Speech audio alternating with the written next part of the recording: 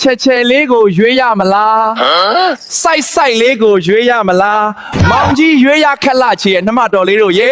ချဲကတမျိုးစိုက်ကတမျိုးရိုင်းဆိုင်ပြိုမေတွေရေအလှကတိုးဘယ်အသင်းနီးပြလုံမရုံဘလို့များရွေးရမှာတော့အပြာရောင်လေးအနီရောင်လေး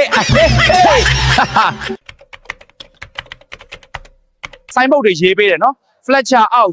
အောက် ဇာဘီအောက်ဒီဇာဘီအောက်ကြိုက်ွားစေရမယ်လာထားနော်အိုး တို့စလုံးက Rosie ကိုနီးပြအဖြစ်စာချုပ်လိုက်တာကဟုတ်ပါပြီ2032ထိကြီးကြမများဘူးလားဘသူကလာလူမှာစိုးလို့လဲလို့မင်းတို့တော့မသိဘူး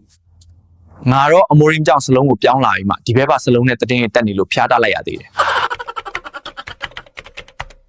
ပြောထားမယ်နော်နီးပြကြီး Fletcher နဲ့တို့စိုက်ကားတွေ Premier League flower ကောက်ရသွားမှစီတူလွင်တို့အသေးကွဲနေအောင်မယ် စီတူလွင်တို့အသေးကွဲနေအောင်မယ်